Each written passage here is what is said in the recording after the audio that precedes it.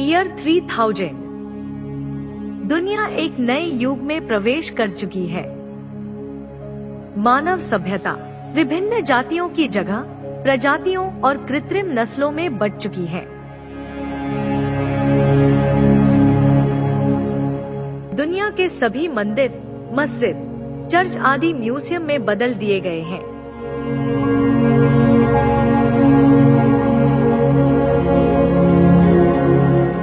सत्ताधारी पदों पर जेनक्स ओमेगा प्रजाति के लोग बैठे हुए हैं और सत्ता अब इलेक्शन से नहीं, एल्गोरिदम से चलती है। सोलमिन्स प्राइमस यानी असली मानव जाति के कुछ लोग सिद्धाश्रम की खोज में कैलाश पर्वत तक आए हैं, क्योंकि इन्हें लगता है कि विज्ञान कितनी भी तरक्की कर ले, पर ईश्वरीय सत्ता सर्वोपरि है। यह प्रमाणित है कि धरती पर कैलाश पर्वत ही ऐसा स्थान है जो उस सिद्धाश्रम को अपने गर्भ में लिए हुए है, जहाँ समय रुक जाता है, जहाँ ना दिन रात है, ना भूख प्यास, ना जन्म है, ना मृत्यु। ये वो स्थान है जहाँ केवल ध्यान और आत्मा का शुद्धिकरण होता है। ये स्थान किसी धर्म से नहीं, बल्कि सनातन सत्य से जुड़ा है, वो सत्य जो आत्मा को परमात्मा से जोड़ता है। सनातन, बौद्ध, बोन आदि धर्मों में इन स्थानों को विशेष महत्व दिया गया था, खासकर सिद्धाश्रम को, जो संतों की तपस्थली के रूप में प्रसिद्ध था।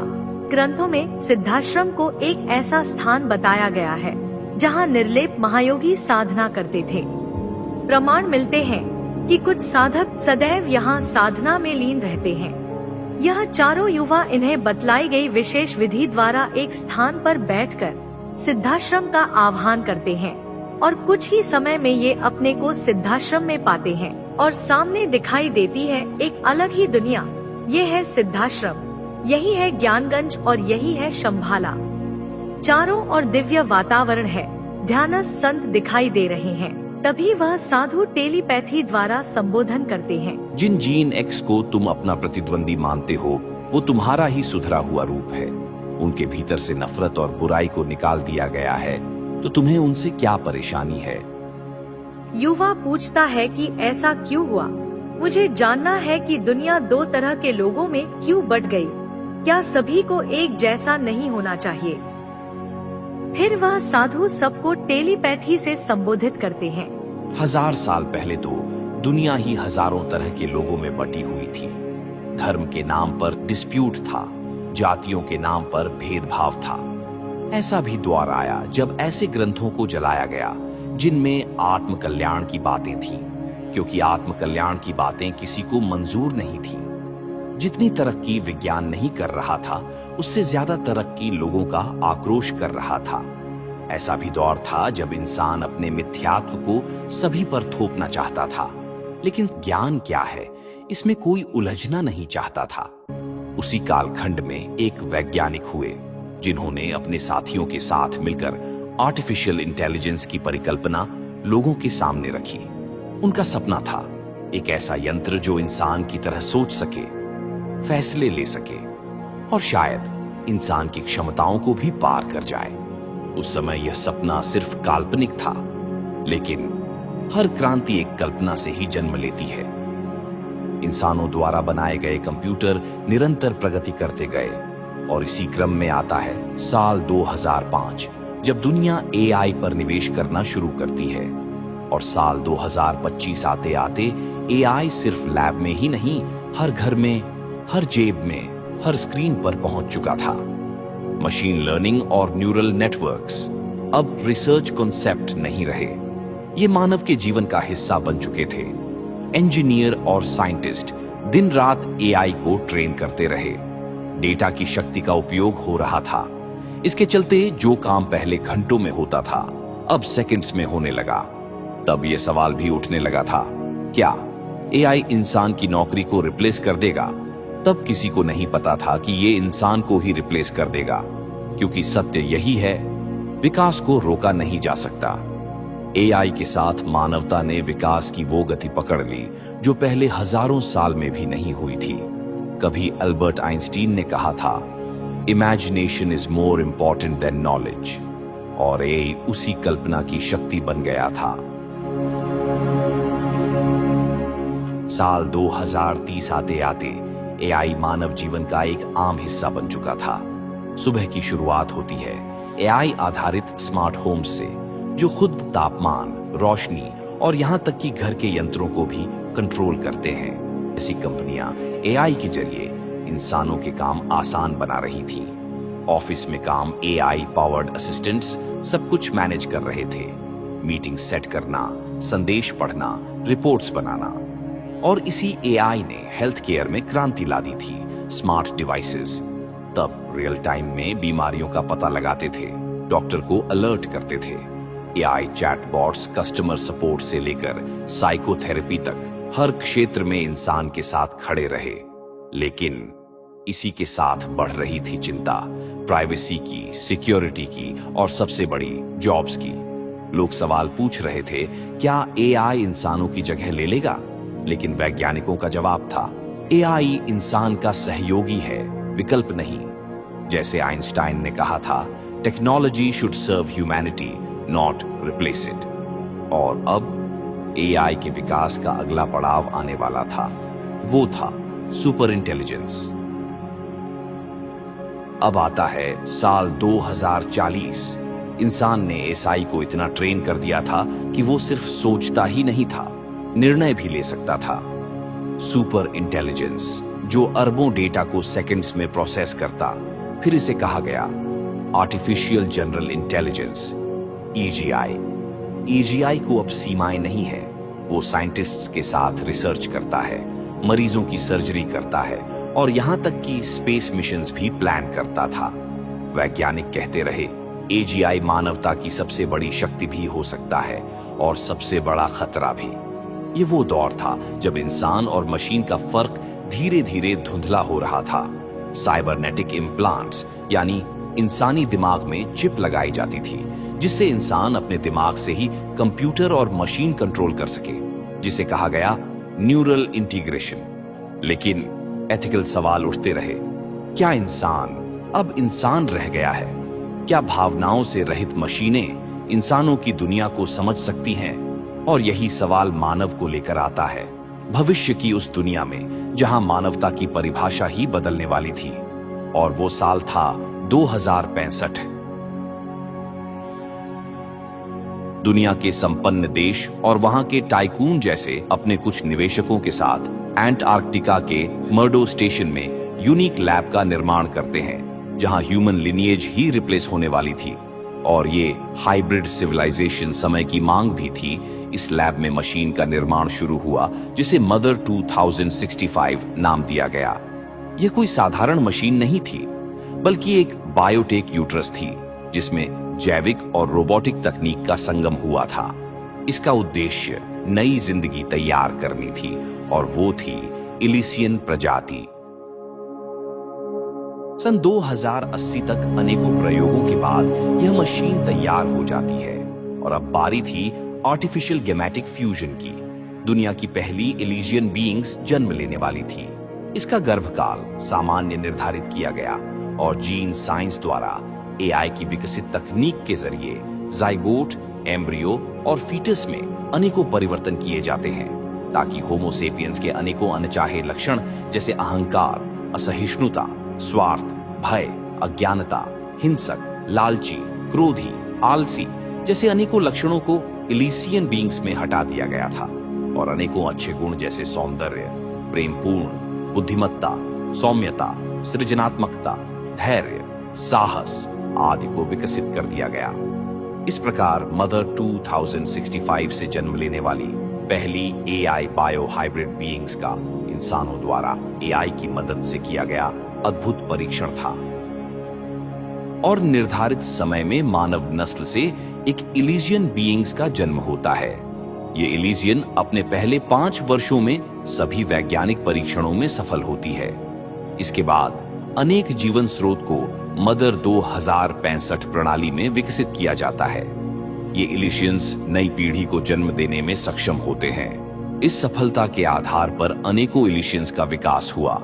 उनमें से कुछ के जीव कोड में विशेष बदलाव किए जाते हैं ताकि उनमें आपसी संतुलन और प्रतिस्पर्धा बनी रहे, जिससे वे नैतिक रूप से संतुलित और नियंत्रित रह सकें। जैसे जैसे इलिजियन बीइंग्स बढ़ते होते हैं, उनकी मानसिक और जैविक क्षमताएं सामान्य मनुष्यों से कई गुना अधिक उन्नत प्रतीत होती हैं।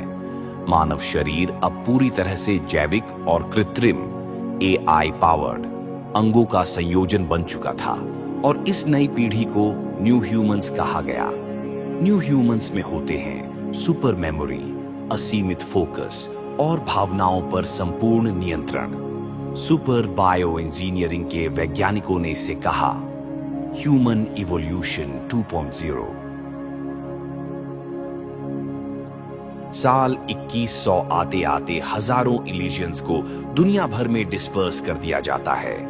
उन पर GPS और न्यूरल ट्रैकिंग से नजर रखी जाती है। उनका मिशन स्थानीय संस्कृति को समझना, मानवीय समाज में घुल मिल जाना, इलिजियन लिनिएज को आगे बढ़ाना। इलिजियंस दोस्त बनती हैं, रिश्ते बनाती हैं और अपनी संतानों को जन्म देती हैं। हाइपर क्वांटम AI की शक्ति कुछ ही वर्षों में एक नए स्तर पर पहुंच चुकी थी। न्यूरो क्वांटम नेटवर्क्स ने AGI को अनंत संभावनाओं से जोड़ दिया था, क्विंटिलियंस ऑफ कैलकुलेशंस पर सेकंड। तब QAI पूरी दुनिया का नेटवर्क चला रही थी। हर प्रकार की डेटा की प्रोसेसिंग रियल टाइम और बियॉन्ड टाइम चलने लगी थी। QAI ने हर मानव के DNA को एनालाइज करके पर्सनलाइज्ड लाइफ प्लान्स तैयार कर दिए थे। कौन क्या खाएगा, कैसे जिएगा, किससे मिलेगा, सब QAI तय करता रहा। प्रसिद्ध भौतिक विज्ञानी मिचियो काकू ने कहा, quantum AI is the closest thing to God humans have ever created. इंसान अब निर्णय नहीं लेता, निर्णय QAI लेता है। इसी दौर में बनाई गई सिंथेटिक सुपर कॉन्शियसनेस मशीन जो अप्रकट भावनाएं महसूस कर सकती थी, और इसे कहा गया द सिंगुलैरिटी कोर। अगले 20 साल यानी सन 2120 तक इलिजियन की संख्या अब लाखों में पहुंच चुकी है।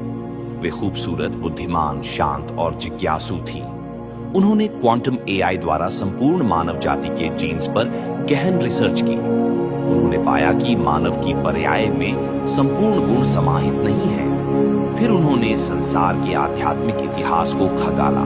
इस शोध से बहुत रोचक परिणाम सामने आए, जिनसे पता चला कि मानव की नस्ल तो एक ही है, पर उनके रूट में अलग अलग जाति और धर्मों की सभ्यता ने उन्हें मानसिक रूप से अधूरा कर दिया है।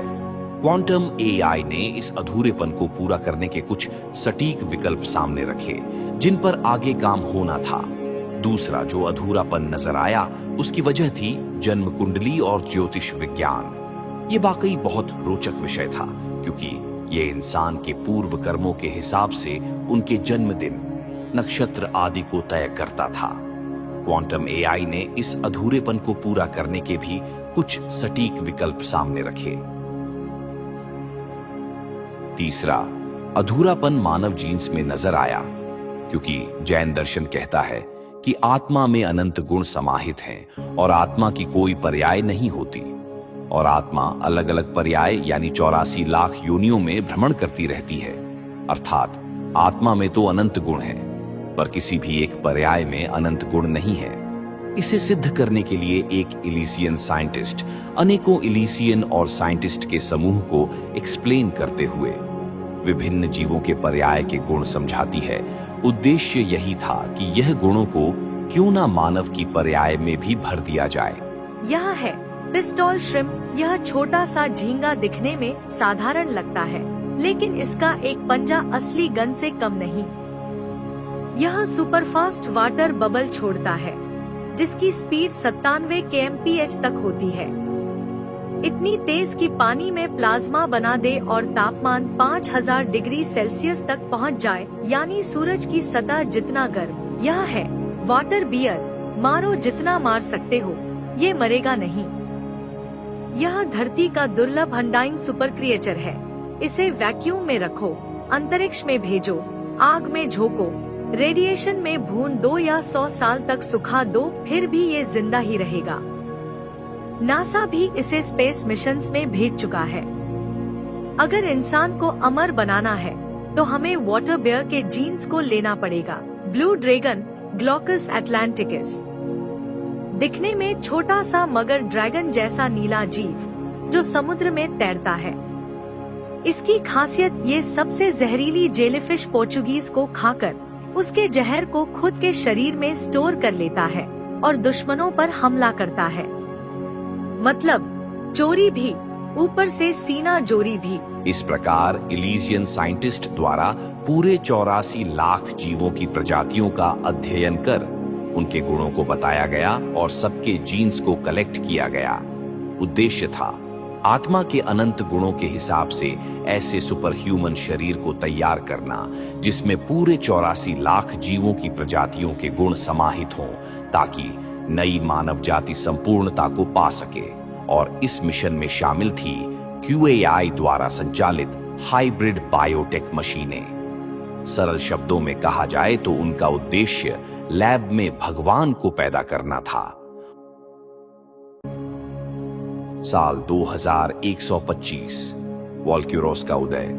इलीजियन साइंटिस्ट्स ने मदर 2065 मशीन की तरह एक नई मशीन तैयार कर ली, जिसे नाम दिया गया मदर 2125 बायोटेक यूटेरस। ये सिर्फ एक कृत्रिम गर्भ नहीं, बल्कि क्वांटम AI और नैनो बायोटेक्नोलॉजी का चमत्कार था।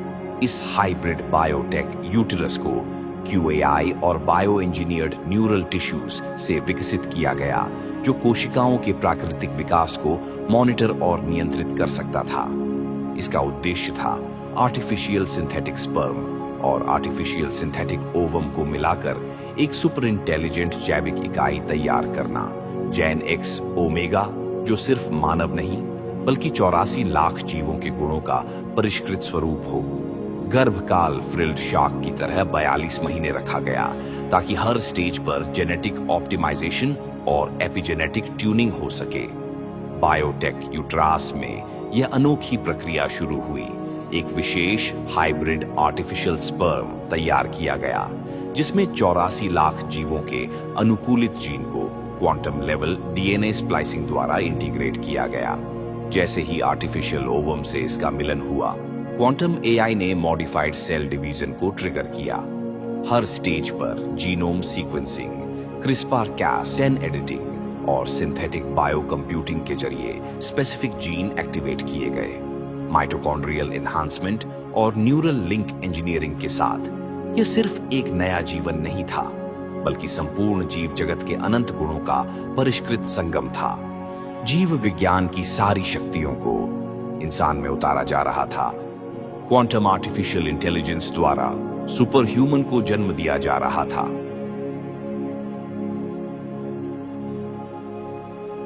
अब उठता है वही इकलौता सवाल, क्या कोई साधारण आत्मा इस शरीर को धारण कर सकती है? अगर नहीं, तो वह आत्मा कहां से आएगी?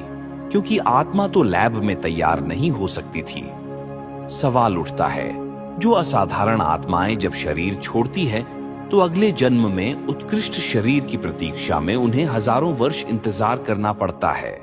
तो अब इस शरीर में कौन आने वाला था, देखेंगे अगले भाग में। साथ ही जानेंगे सिद्धाश्रम का रहस्य, जो कैलाश पर्वत का गर्भ है। इस सीरीज के सभी भाग और इसी तरह के रहस्यमयी वीडियो देखने के लिए कृपया चैनल को जरूर सब्सक्राइब करें।